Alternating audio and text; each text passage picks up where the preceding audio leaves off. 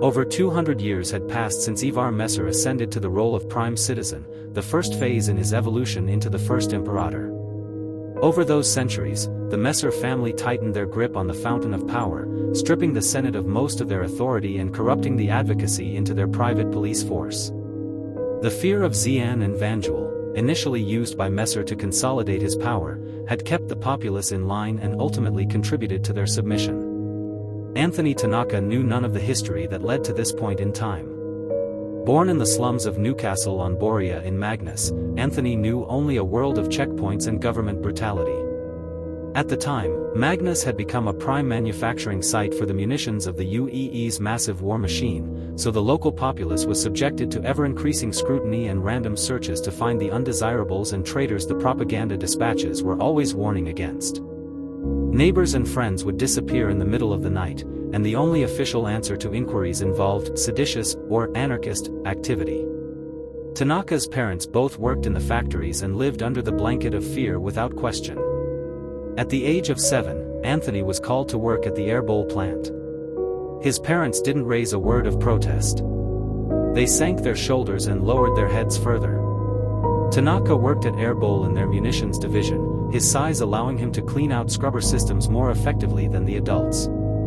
For 4 years, Anthony lived in a company barrack with 50 other child employees and worked 6 days a week, with the last day spent in the mandatory learning program studying human history.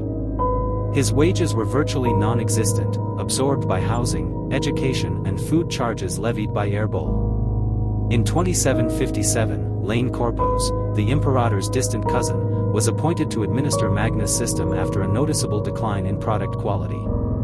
Corpos had a well-documented vicious streak. The Imperator believed that he could entice the populace of the system back to their previous standards. His first order upon touring the facility was to cancel the learning program and force the underage workers to work all week.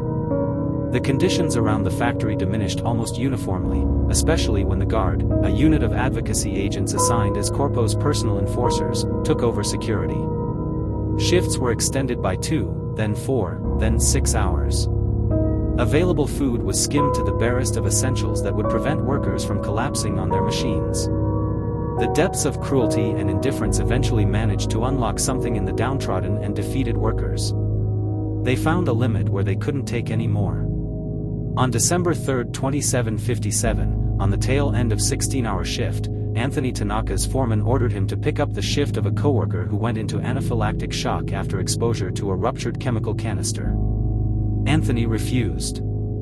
This boy of 12 years old, withered rail-thin from exhaustion and malnutrition, stood his ground against the foreman. Again and again, the boy refused. The foreman tried to silence the child, but the boy kept refusing. His voice eventually overcame the screech and din of the working factory, attracting the attention of the other workers, who watched in silence. The machine slowly stopped until there was just the defiant, sobbing voice of Anthony Tanaka repeatedly refusing to work anymore. A guardsman entered the factory floor. He calmly approached the young boy, took one look at his dirty face, then drew his sidearm. The whole time, the workers did nothing. That was not the end of Anthony Tanaka. Footage of the feed were smuggled out of the factory and found their way throughout the empire for those bold enough to defy the Imperator. A mood had been growing for quite some time, a desire to burn down the corrupt institution that dominated humanity.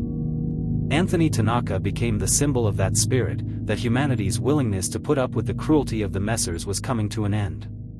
It would still take 35 years, but to some, the Messer era began to fall when that shot ended the painfully short life of Anthony Tanaka.